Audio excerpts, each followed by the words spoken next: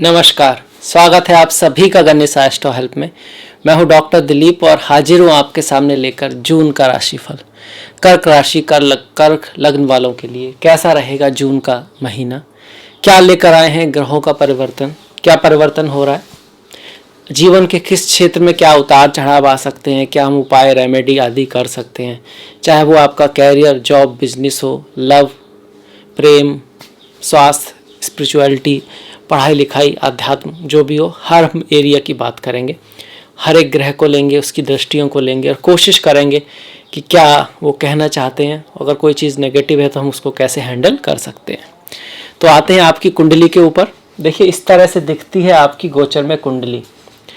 आप देख पा रहे हैं कि आपके प्रथम भाव में, ये आपका प्रथम भाव है और ये जो 4 नंबर है ना, ये दिखा रहा है चौथी राशि को। तो प्रथम भाव है, ये हमेशा प्रथम ही रहता है, पर राशि यहाँ पर चौथी क्यों है? क्योंकि आपकी राशि चौथी है, कर्क है, काल पुरुष की चौथी राशि कर्क होती है ना। पहली मेष होती है, दूसरी वृषभ होती है, तीसरी मिथुन, चौथी कर्क। चूंकि आपकी काल पुरुष की चौथी राशि है तो यहाँ पर 4 नंबर आया। आपके प्रथम भाव में शुक्र और मंगल दिखाई पड़ रहे हैं यहाँ पर वास्तव में मंगल ही पूरे महीने गोचर करेंगे। शुक्र यहाँ 26 जून के बाद आएंगे, तो लगभग महीने के एंड में आएंगे। हालांकि हम उसके प्रभाव को बात करेंगे। इसके बाद देखिए, द्वितीय, तृतीय, चतुर्थ भाव खाली है। पंचम भाव में वृश्चिक राशि में 8 नंबर सिर्फ वृश्चिक राशि को दिखाता है। भाव ये पंचमी है। वृश्चिक राशि में केतु गोचर कर रहे हैं। छठा भाव खाली है। सप्तम भाव में मकर राशि में 10 नंबर मकर राशि को दिखाता है। मकर राशि में शनि जो है वक्री होकर गोचर कर रहे हैं। शनि वक्री हो चुके हैं, पूरे महीने वक्री ही रहने वाले हैं। उसके प्रभाव के ऊपर हम बात करेंगे और डिटेल में आपको प्रभाव देखना हो तो वक्री शनि के ऊपर एक वीडियो अलग से भी है। अष्टम भाव में गुरु वक्री हो रहे हैं। ये महीने की 20 तारीख के बाद वक्री होंगे, तो लगभग 20 तारीख तक तो उसका असर और तरह से होगा। जब बकरी होंगे तो उसके बारे में भी हम शॉर्ट में जरूर बातें करेंगे। नवम भाव में कोई ग्रह नहीं, दसम भाव में कोई ग्रह नहीं। एकादश भाव में वृषभ राशि में सूर्य, राहु और बुध हैं। यहाँ पर सूर्य यहाँ पर सिर्फ 15 तारीख तक रहेंगे। 15 तारीख के बाद मिथुन संक्रांति है तो सूर्य मिथुन राशि में और 12वें भाव में चले जाएंगे। शुक्र जो है वो 12वें भाव में आपके 26 तारीख तक हैं और 26 के बाद लग्न में या फिर प्रथम भाव में आ जाएंगे। तो ये तो रही हमारे ग्रहों की स्थिति। अब इसके रिजल्ट के बारे में बात करेंगे, इसके प्रभाव के ऊपर बात करेंगे। तो देखिए, सबसे पहले तो आप कर्क राशि वाले हैं तो बहुत ज़्यादा इमोशनल हैं, सबसे ज़्यादा केयर करने वाले लोग हैं, टची लोग हैं। अपने घर से प्रेम रहता है इनको। घूमना भी खूब पसंद होता है पर घर से प्रेम रहता है। और अगर बाहर भी बस जाते हैं कहीं विदेश में भी तो कहीं ना कहीं अपने देश के प्रति आकर्षण इनमें बना रहता है। माता का विशेष स्थान, घर का विशेष स्थान इनकी लाइफ में होता है। कर्क राशि वालों को वैसे भाग्यशाली माना गया है। अगर कुंडली थोड़ी सी भी अच्छी है तो नॉर्मली इनको घर, गाड़ी, भूमि, वाहन, बंगला आदि का सुख मिलता है और लोग भी इनको पसंद करते हैं। हालांकि ये शाई होते हैं, बहुत ज़्यादा ओपन नहीं होते और काफ़ी मिलजुल जाने के बाद ही अपने को व्यक्त कर पाते हैं, पर फिर भी इनके दोस्त वगैरह होते हैं। नेगेटिव में गुस्से पे कंट्रोल करें। जब गुस्सा आता है इनको तो इनका ज्ञान बहुत होता है पर वो ज्ञान काम नहीं आता, भूल जाते हैं, एकदम धुंध सी आ जाती है। जैसे भगवान श्री कृष्ण ने कहा है कि मति भ्रम हो जाता है। तो खासकर कर्क वालों को गुस्सों से, नेगेटिव इमोशन से थोड़ा बचना चाहिए, जेलसी से, क्योंकि बहुत टची होते हैं। कई बार जोक वगैरह इनको गहरे लग जाते हैं, बात को बुरा मान जाते हैं कई बार, तो उस चीज़ से थोड़ा सा उससे उभरने की ज़रूरत है। तो बहुत ज़्यादा अच्छी राशि है कर्क, क्योंकि अगर सिंह जो राशि है वो राजा है तो कर्क जो है वो रानी है। माता गौरी से जुड़ी हुई राशि है तो बहुत अच्छी ऑस्पिशियस राशि है। खैर, आपके लग्न में ही मंगल है और शुक्र है। सबसे पहले हम शुरुआत करेंगे शनि महाराज से। देखिए, शनि महाराज वक्री हो रहे हैं। अब ये शनि का जो वक्री होना है आपके लिए शुभ है या अशुभ है? शुभ है, बढ़िया है। क्योंकि एक तरह से जब शनि वक्री होंगे तो पिछले भाव का फल देंगे, छठे भाव के शनि का फल देंगे। और छठे भाव के शनि क्या करते हैं? रोग ऋण शत्रु का विनाश कर देते हैं। शरीर में कोई रोग हो तो उसको ठीक कर देते हैं। और अगर कोई कंपटीशन वगैरह चल रहा है, तैयारी आप किसी चीज़ की कर रहे हैं, तो उसमें कहीं ना कहीं शनि जो है आपकी हेल्प करेंगे। हालांकि केतु पंचम में है, गुरु छठे में है, तो पढ़ाई लिखाई के मामले में सिर्फ शनि से काम नहीं चलने वाला, क्योंकि यहाँ पर 2 ग्रह सपोर्ट नहीं करे तो मेहनत बहुत करनी होगी। करत करत अभ्यास के जड़ में होत सुजान, रस्सी आवत जात है पत्थर पड़त निशान। मतलब अभ्यास करने से तो पत्थर पर भी रस्सी का निशान पड़ जाता है। और दूसरा एग्जाम्पल है कि पानी जो इतना मुलायम है, इतना सॉफ्ट है, जब पड़ता रहता है तो पत्थर को चीर देता है, पहाड़ को चीर देता है। तो मेहनत और सतत प्रयास की बहुत इंपॉर्टेंस है। ग्रह कैसे भी हो, जो हार नहीं मानता वो जीत ही जाता है। Nothing is powerful than the will of the man. एक ह्यूमन की जो विल है उससे पावरफुल कुछ भी नहीं है। मतलब अगर वो चाहे सही रास्ते पे चलता रहे तो बहुत कुछ कर सकता है। तो पढ़ाई के मामले में जो स्टूडेंट्स हैं मैं उनसे यही कहूँगा, मन लगा के, दिल लगा के पढ़ाई करें। हालांकि मन लगता नहीं है पढ़ाई में, मन तो वही कहता है कि भाई थोड़ा आराम कर लो, थोड़ा फेसबुक देख लो, थोड़ा घूमने चले जाओ, थोड़ी मूवी देख लो, पर मन को लगाना पड़ता है। तू इस मन का दास न बन, इस मन को अपना दास बना ले, इस मन के बहका में ना आ, मन राह भुलाए भ्रम में डाले। मन को तो पता ही नहीं ना क्या करना है, मन की सुनोगे। जैसे आजकल कई बार आप कहते हैं मैं वो जो मेरा मन कर रहा है मैं वो कर रहा हूँ, इसको फ्रीडम समझ लेते हैं। ये फ्रीडम नहीं है, ये आपको वास्तव में ये फ्रीडम नहीं है, वास्तव में स्लेवरी है मन की। फ्रीडम जब है कि आपका मन वो करे जो कहे, जो आप चाहते हैं। खैर, शनि महाराज आपके लिए शुभ हो रहे हैं, अच्छे हो रहे हैं। कहीं ना कहीं उनका ये बदलाव 11 अक्टूबर तक आपके लिए शुभ रहेगा। शनि की जो दृष्टियां हैं उसमें भी ये शनि आपको विदेश यात्रा करा सकते हैं, फॉरेन से लाभ वगैरह करा सकते हैं कहीं ना कहीं। और आपका कम्युनिकेशन, क्रिएटिविटी उभर कर आएगी और थोड़ा बहुत आपको सपोर्ट मिल सकता है, कोई अच्छी अपॉर्चुनिटी आ सकती है। पर इसके बावजूद वक्री जरूर हुए हैं, पूरी तरह इस भाव से गए तो नहीं है। तो कहीं ना कहीं जो मैरिज लाइफ है वहाँ थोड़ा सा प्रयास करना होगा अपनी तरफ से। थोड़ी सी दूरी रह सकती है, फिर आप काम में बहुत बिजी हों, इस कारण अपने पति पत्नी प्रेमी प्रेमिका को उतना समय ना दे पाएँ, तो कम से कम फ़ोन के थ्रू उनसे आप टच में रहें, अपने एक तरह का बैलेंस बना के रखने की कोशिश करें वर्क लाइफ में और परिवार की लाइफ में। शनि की भाग पर दृष्टि पड़ रही है, पिता के साथ थोड़े मतभेद हो सकते हैं, गुरु के साथ, माता के साथ। माता क्यों? क्योंकि माता तो प्रथम गुरु होती है ना, और पिता भी गुरु ही होते हैं। तो गुरु ऐसा नहीं है कि पिता सिर्फ सूर्य हैं, पिता गुरु भी हैं, वही आपको सिखाते हैं बचपन में। वो बात अलग है कि आप बाद में जब बड़े हो जाते हैं तो फिर आप नहीं समझते ऐसा, पर वास्तव में वो आपको सिखाते हैं। तो आपके प्रथम गुरु माता ही हैं, किसी किसी के पिता भी हो सकते हैं। तो गुरुओं के साथ मतलब माता पिता और आपसे जो बड़े हैं, आपके बड़े भाई भी हो सकते हैं, उनके साथ कुछ मिसअंडरस्टैंडिंग शनि लाने की कोशिश करेंगे, उनसे दूरी लाने की कोशिश करेंगे। तो आप ध्यान रखें ऐसा ना होने दें, कोशिश करेंगे, कर नहीं सकते, कराएंगे तो आपसे ही, चलेंगे तो आप ही। ग्रह आपको ऐसा नहीं है कि जबरदस्ती आपकी थॉट्स को थोड़ा सा डाइवर्ट करते हैं गलत रास्ते पर। अगर कोई इवेंट हो रहा तो आप खुद ही चलते हैं, और आप चलें ही चलें ये हमेशा डिसाइड नहीं होता है। तीन तरह की डेस्टिनी होती है, एक पत्थर जैसी या आइस की जैसी सॉलिड, एक होती है पानी के जैसी जो अक्सर सभी की होती है, और एक भाप जैसी जिसको बड़े आसानी से बदल सकते हैं। पानी वाली को भी बदला जा सकता है। एक होती है पत्थर जैसी डेस्टिनी, तो उसके बारे में कहा गया कि होनी वाली बलवान होती है। जब माता पार्वती दक्ष प्रजापति के यज्ञ में जाना चाहती थी तो महादेव के रोकने पर भी नहीं रुकी। तो ये उदाहरण इसलिए नहीं है कि आप समझें कि सब चीज़ इतना फिक्स है, ये सिर्फ इसलिए है कि कुछ होनी ऐसी होती हैं जो फिक्स होती हैं, और वो कहीं ना कहीं किसी बहुत बड़ी घटना के कारण उत्पन्न होती हैं। अदरवाइज बाकी की जो डेस्टिनी है उसको बदला जा सकता है। आपके सामने लाइव एग्जाम्पल है कि एक ही तरह के चार्ट इंडिया में, अफ्रीका में और अमेरिका में अलग करते हैं, जिसको हम देश काल पात्र ज्योतिष में कहते हैं। अपने भारत में भी आप समझने की कोशिश करें तो पिछले 30 साल पहले अक्सर जो लड़कियां थी उनकी सिर्फ शादी होती थी, और भले ही उनका राहु कितना भी अच्छा वो डिटेक्टिव नहीं बनती थी या एरोस्पेस में नहीं जाती थी। मंगल कितना भी अच्छा हो वो स्पोर्ट्स या सर्जन में नहीं जा पाती थी। क्यों? क्योंकि देश काल पात्र और कर्म का बहुत महत्व है। किसी एक की सॉलिड डेस्टिनी होती होगी पत्थर जैसी, तो वो निकल गई, बाकी की तो नहीं ना। तो अपने हाथ में, अक्सर लोगों के हाथ में बहुत कुछ है। शनि की जो 10वीं दृष्टि है वो चतुर्थ पर आएगी, तो घर में और माता का थोड़ा सा ख्याल रखना है, घर में थोड़ी सी मिठास बना के रखनी है अपनी तरफ से, रिश्तों को थोड़ा सा संभाल के रखना है, क्योंकि शनि महाराज वहाँ पर थोड़ी सी, शनि बहुत वैराग्य वाले हैं, प्रैक्टिकल हैं, हार्ड वर्किंग है, तो आप रेस्पॉन्सिबिलिटी तो फील करेंगे, वर्क तो करेंगे, हार्ड वर्क तो करेंगे, पर कहीं ना कहीं वो मधुरता, वो आकर्षण की कमी रह सकती है, तो उसको बना के रखने की कोशिश करें।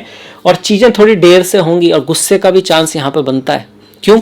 मंगल और शनि आमने सामने है। मंगल आपके कार्य के पद प्रतिष्ठा, प्रमोशन, उपलब्धि, समाज में स्थिति, यश, फेम, दसम भाव के मालिक होकर नीच हो रहे हैं।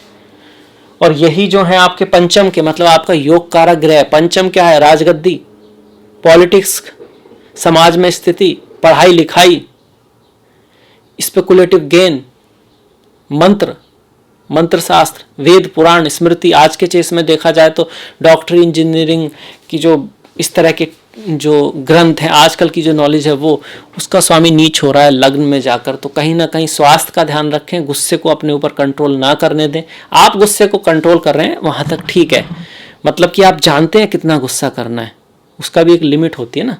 आप एक तो अपने कंट्रोल में है, उसके बाद उसको समझते हैं कितना करना है। आप लिमिट से ज़्यादा गुस्सा किसी पर भी करेंगे तो उसका परिणाम गलत हो सकता है। दूसरा, कार्य के क्षेत्र में बॉस के साथ बदलाव यहाँ पे आ सकते हैं, चेंज आ सकता है, लड़ाई झगड़ा हो सकता है बॉस के साथ, हो सकता है कार्य में कुछ बदलाव भी आ जाए। कार्य का स्वामी पद प्रतिष्ठा प्रमोशन उपलब्धि का स्वामी नीच का हो रहा है, पर क्या ये सभी के साथ होने वाला नहीं है। आप खुश हो सकते हैं, आपकी कुंडली में अगर अच्छे ग्रहों की दशा महादशा चल रही है तो ऐसा कुछ नहीं होगा और सब बढ़िया स्मूथ चलता रहेगा। पर फिर भी कहीं ना कहीं थोड़ा सा अवेयर रह सकते हैं इस चीज़ के लिए कि हाँ, इस महीने थोड़ा बॉस के साथ और कार्य में हमको कुछ गलती नहीं होने देनी है। और एक तरह का टाइम जो रूटीन है उसको बना के रखें। कोई भी चीज़ हो एक दो बार चेक करके, डॉक्यूमेंट्स हों या कार्य के क्षेत्र में जिस भी आप कार्य में हैं, कि चीज़ें आपकी प्रॉपर हों, समय पर हों। ऐसे में आलस्य को जगह न दें, डिसिप्लिन को बना के रखें, क्योंकि मंगल क्या दिखाते हैं? आलस एकदम नहीं, डिसिप्लिन एकदम परफेक्ट, इच्छा शक्ति टॉप पे। मंगल ये दिखाते हैं हार मानने की कोई 0%, रिस्क लेने से मंगल डरते नहीं है, पर सोच समझ के ही रिस्क लेना चाहिए ऐसे समय में जब मंगल नीच के हों। खैर, शनि को हमने देखा, मंगल की बात स्टार्ट हुई है तो मंगल की दृष्टियों को भी ले लेते हैं। मंगल की चौथी दृष्टि माता के भाव पर आ रही है, तो घर में कलह के मामले में, मैरिज लाइफ के मामले में समय बहुत बेस्ट नहीं है। जो लोग प्रेमी प्रेमिका हैं, पति पत्नी है, एक दूसरे को चाहते हैं, तो कुछ ना कुछ डिफरेंसेस क्रिएट हो सकते हैं जो आपको ऐसा लगे जैसे आपने क्रिएट नहीं किए हैं, खुद ब खुद ऐसी सिचुएशन बन गई है। पर कोई नहीं, आप पर जब पत्थर फेंके जाएं तो आप किस्मत के कारण अगर कोई इस तरह की सिचुएशन आती है तो आप वो तो हैंडल नहीं कर सकते, पर उन्हीं पत्थरों को आप इस तरह से यूज कर सकते हैं कि उन्हीं पत्थरों से कोई दीवार बना लो या घर बना लो। कहने का मतलब ये है कि सिचुएशन आपके हाथ में नहीं है, पर कैसे रिएक्ट करते हैं वो कहीं ना कहीं आपके हाथ में है। और भगवान श्री राम के शब्दानुसार वही सबसे महत्वपूर्ण है। क्या वर्तमान में जो सिचुएशन है हम उसको सही उपयोग कर रहे हैं? अगर कर रहे हैं तो फिर आपको किसी की ज़रूरत नहीं है, आपका कल्याण होना ही होना है। कहीं ना कहीं वो नेगेटिव कर्मा खत्म हो गई और आप पॉजिटिव की तरफ जाओगे ही जाओगे।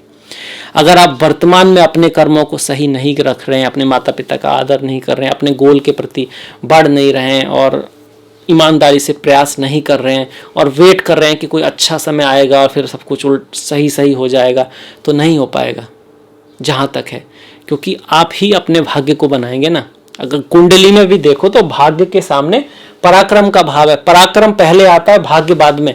किसी ने पहले जन्म में पराक्रम किया और इस समय उसका भाग्य आ रहा है तो वो उसकी बात है। हमें तो अभी पराक्रम करना है ताकि आगे भाग्य भी अच्छा हो, उसको भी करना है। नहीं तो ये भाग्य तो ज्यादा दिन चलेगा नहीं। फिलहाल पराक्रम नहीं करेंगे तो फिर बाद में दिक्कत आएगी। मंगल की 7वीं दृष्टि आपके सप्तम भाव पर है, जो कि पति पत्नी का भाव है, मैरिज लाइफ का भाव है, मैरिज की क्वालिटी का भाव है, आपस में प्रेम का भाव है, दुनिया का भाव है, बाजार का भाव है, यश का, फेम का भाव है। तो कहीं ना कहीं मिसअंडरस्टैंडिंग लोगों के साथ, पति पत्नी के साथ, प्रेमी प्रेमिका के बीच में हो सकती है। अगर कुंडली में भी इस तरह की स्थिति है कि सप्तम का भाव अच्छा नहीं है तो फिर लड़ाई झगड़े के चांस बनते हैं। यहाँ पर रेमेडी के रूप में बजरंगबली, हनुमान की पूजा जरूर की जाए और माता काली की पूजा अगर आप करते हैं तो चीज़ें ज्योतिष के नज़रिए से जो रेमेडी है ये बेस्ट रेमेडी है। माता काली और हनुमान जी की पूजा अगर करते हैं तो चीज़ें ठीक हो सकती हैं, अच्छी तरफ जा सकती हैं। हनुमान जी की पूजा करने के साथ साथ मीठे का दान कर सकते हैं और माता काली की पूजा के साथ साथ उन पर लौंग, सुपारी, पान, सुपारी, ध्वजा, नारियल, लौंग का जोड़ा आज चढ़ा सकते हैं। कब करें माता काली की पूजा? शनिवार को, हनुमान जी की पूजा मंगलवार को। इसके बाद हम आ जाते हैं, मंगल की 8वीं दृष्टि अष्टम पर पड़ रही है। अचानक धन प्राप्ति का थोड़ा बहुत योग बनता है, कार्य में चेंज होने का थोड़ा बहुत योग बनता है, पर ड्राइविंग करते वक्त सेफ रहें, ध्यान रखें अपना, सोच समझ के ड्राइविंग करें। सास ससुर के साथ, इन लॉज के साथ थोड़े रिश्तों में दरार आ सकती है। यहाँ पर गुरु भी बैठे हुए हैं तो भाग्य का स्वामी भी अष्टम में है और जो कि छठे का स्वामी भी अष्टम में है। भाग्य का स्वामी अष्टम में, अच्छाई की तरफ जाएं तो धन प्राप्ति हो सकती है। पैतृक संपत्ति, जो ऐसा धन जो आपने नहीं कमाया, अचानक से कोई लॉटरी लग जाए, पैतृक संपत्ति, इनहेरिटेंस, वो मिल सकती है। और अकल्ट, एस्ट्रोलॉजी, ज्योतिष, इस तरह के कार्य में अगर आप हैं तो आपका काम थोड़ा तेज चल सकता है, बढ़िया हो सकता है, अच्छा हो सकता है, अचानक से कोई धन लाभ हो सकता है। अगर ऐसा काम हो जो वाणी से रिलेटेड है, जहाँ बोलने की इंपॉर्टेंस है, तो वो अच्छा हो सकता है, बढ़ सकता है। ये पॉजिटिव चीज़ है। नेगेटिव कि प्रयास करेंगे काफ़ी तब जाकर रिजल्ट आएगा, एक बार में नहीं आएगा, कई बार प्रयास करना होगा। तो हार न माने, कोशिश करते रहें। एक दरवाज़ा अगर प्रभु बंद करता है तो दूसरा दरवाज़ा अवश्य खोलता है और हमको थोड़ा अपने आप को बैलेंस में रखना होता है और कोशिश करते रहना होता है। देखिए, भाग्य भी उसी का साथ देता है, ईश्वर भी उसी का साथ देता है जो हिम्मत नहीं हारता, जो कोशिश करते रहता है। आप इसको ऐसे कह सकते हैं, अगर आप 4 इंटरव्यू दे रहे थे और अगर आप 10 इंटरव्यू देने लग जाते हैं तो आपका भाग्य का साथ देने की जो प्रोबेबिलिटी है वो 3-4 गुना ज़्यादा बढ़ जाती है। आपका कितना भी भाग्य हो, मतलब 3-4 गुना ज़्यादा बढ़ जाती है। नौकरी मिलने की जो प्रोबेबिलिटी है वो भी 3-4 गुना ज़्यादा बढ़ जाती है। और अगर आप इंटरव्यू देने ही ना जाएं, 1-2 बार जाएं, फिर कहें यार मेरा तो होना नहीं है, मेरा तो होता ही नहीं है, तो फिर दिक्कत है। इंटरव्यू देने भी जाना है और अपनी जो स्किल्स हैं उस जॉब के लिए उसको सुधारना भी है। और ओवरऑल जो दुनिया में चल रहा है उसका ज्ञान होना ज़रूरी है। वर्तमान में जिस तरह की सिचुएशन है, क्या होना चाहिए जॉब के लिए, क्या नहीं होना चाहिए, उस सब का ज्ञान होना भी ज़रूरी है। फॉर एग्जाम्पल, आप इंटरव्यू में गए तो सबसे पहले तो अच्छे कपड़े पहन के जाना होगा। दिखने में आप, जहाँ तक वो जो भी भगवान ने चेहरा जो भी दिया वो ठीक दिखना ज़रूरी है, क्योंकि आप इसको इग्नोर नहीं कर सकते। आप कहेंगे मेरे पास तो नॉलेज इतनी है तो मैं बातों से ही मतलब उसको मुझे जॉब देना ही होगा, तो फिर ये मूर्खता है। क्योंकि अपना इम्प्रेशन जो होता है ना, आप किस तरह से दिखते हैं, उसका भी एक महत्व है। आप उसको नकार नहीं सकते। तो समझदारी भी ज़रूरी है। ज्ञान तो है ही, ज्ञान तो जब दिखेगा ना जब आपसे वो बात करने में इंटरेस्टिंग होंगे। अब बात ही नहीं करेंगे आपसे तो फिर ज्ञान तो रखा रह जाएगा। तो कॉमन सेंस का भी यूज करना है मेहनत के साथ साथ।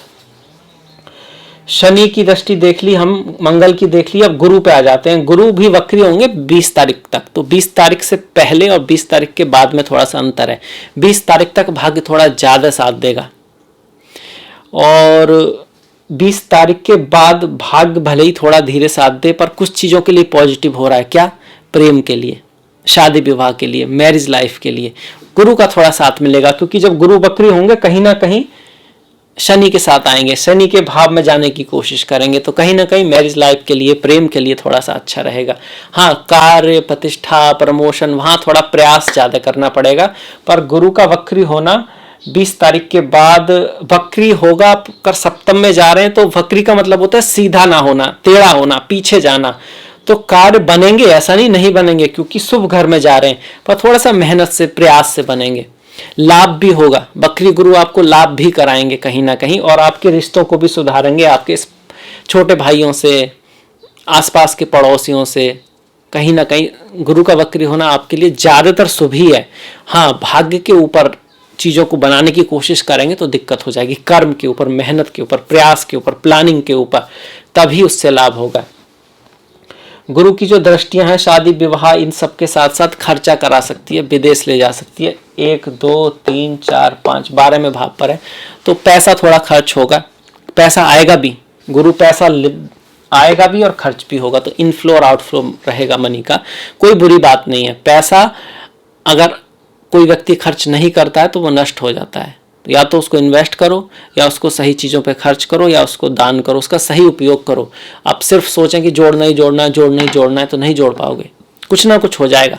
उसको सही जगह लगाना जरूरी है, और उससे थोड़ा बहुत पुण्य कर्म करना भी जरूरी है। गुरु की 9वीं जो दृष्टि है वो चतुर्थ भाव पर है।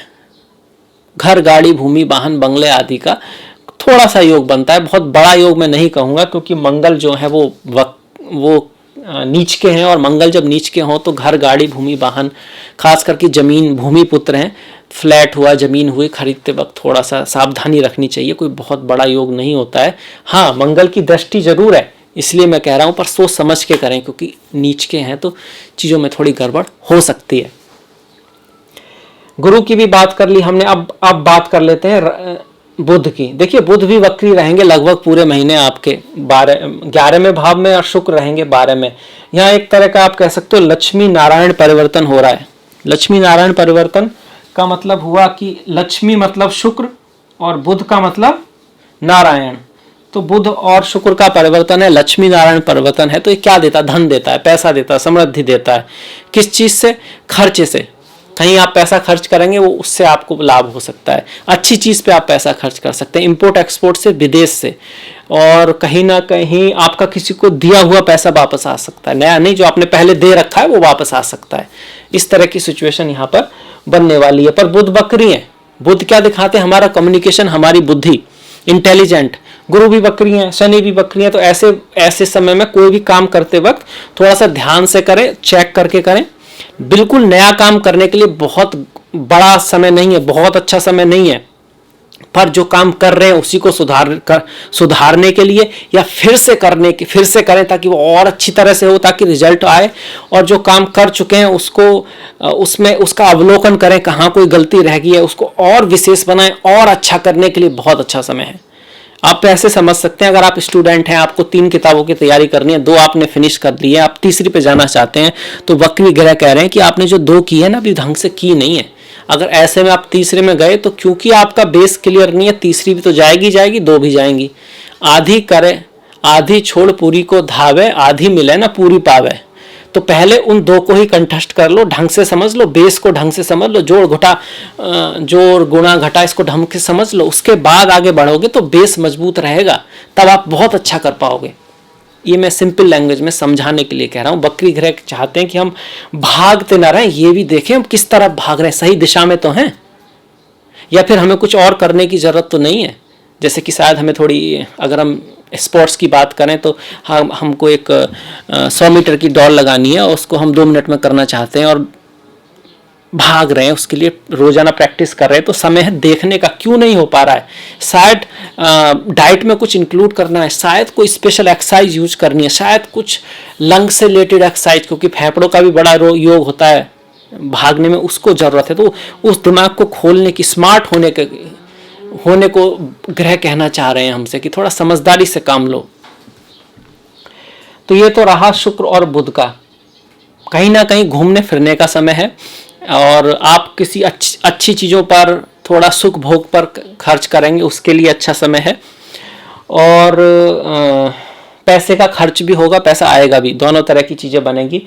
सूर्य की बात करें तो सूर्य राहु के साथ रहेंगे 10 तारीख के आसपास। 10 तारीख के आसपास पिता के साथ, गुरु के साथ, माता पिता के साथ, बड़े भाई के साथ थोड़ा संभल के रहने की ज़रूरत है। दोस्तों से भी थोड़ी सी निराशा आपको हाथ लग सकती है। मतलब कि मैं नहीं कह रहा कि दोस्त खराब हो जाएंगे, मैं कह रहा हूँ कि हो सकता है आपको हेल्प की ज़रूरत हो, और वो इस कंडीशन में ना हो, भले ही बहुत अच्छे भी हों कि आपकी हेल्प कर पाएँ, तो ये हो सकता है। या फिर वास्तव में ना करें, दोनों ही सिचुएशन हो सकती है।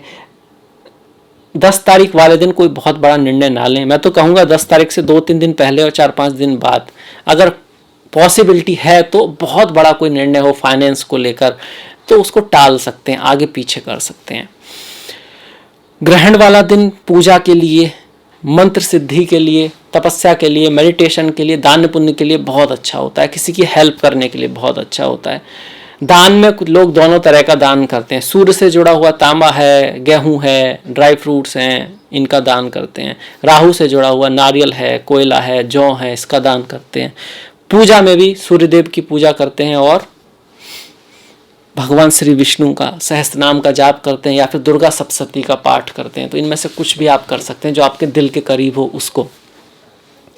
इसके बाद सूर्य की भी हमने बात की। देखिए सूर्य 15 तारीख तक अच्छे हैं, लाभ भाव में हैं। लाभ भाव में सूर्य आपको विजय दिलाते हैं, अवार्ड्स दिलाते हैं, आपके किसी लक्ष्य को पूरा कर सकते हैं, धन लाभ भी आपका करा सकते हैं। 15 के बाद 12th में, 15 के बाद वो आपको दिखा रहे हैं अगर आप बाहर हैं, विदेश में हैं, तो आपको ज़्यादा लाभ होगा, अदरवाइज कोई खर्चा आ सकता है। तो थोड़ा सा जब आपको पहले महीने के हाथ में अगर पैसा आता है तो उसको पूरा खर्च ना कर दें।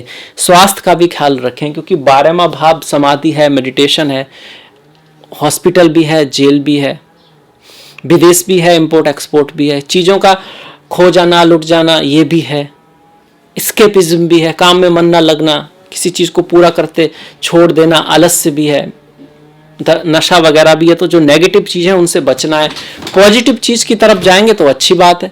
आप मेडिटेशन, योगा, समाधि इसमें आप इंटरेस्ट लेंगे तो उसके लिए 15 तारीख के बाद जो सूर्य है वो आपकी हेल्प करने वाले हैं।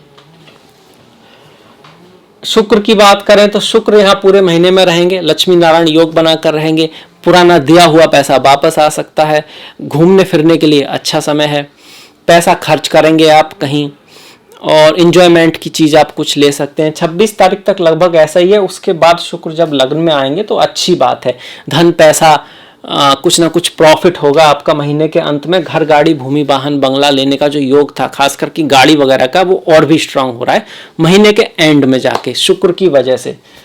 अब इसके बाद हम आ जाते हैं, देखिए सुपारिजात नाम का योग भी एक तरह से आप कह सकते हो हल्का सा बन रहा है, क्योंकि ये जो ग्रहों का जो परिवर्तन है 11वें और 12वें भाव का, तो जब परिवर्तन हो तो एक तरह से शुक्र अपने ही घर में है और 11वें भाव का स्वामी अगर 11वें भाव में हो तो लाभ दिलाता है। तो अगर किसी की शुक्र की दशा महादशा है तो लाभ भी उनको होगा अगर शुक्र की स्थिति कुंडली में, जन्म कुंडली में अच्छी है तो। अब इसके बाद देखिए इस महीने के थोड़े जो त्योहार हैं उसको जल्दी से देख लेते हैं। 10 तारीख का जैसे हम जानते हैं सूर्य ग्रहण है और अमावस्या है। 24 तारीख की ज्येष्ठा पूर्णिमा है, 6 तारीख और 21 तारीख की एकादशी है। इसमें से 6 तारीख जो है वो अपरा एकादशी और 21 तारीख की निर्जला और भीमसेनी एकादशी है। इस एकादशी को विशेष स्थान दिया गया है, कहा गया है कि अगर आप पूरे साल एकादशी का व्रत नहीं रहते और एक ये एकादशी का व्रत सच्चे मन, दिल और प्रेम से ईश्वर के प्रति अटूट श्रद्धा से रखते हैं तो बहुत पुण्य मिलता है। तो आप रह सकते हैं इस व्रत को, और जो विष्णु भक्त हैं उनके लिए तो बहुत महत्वपूर्ण है।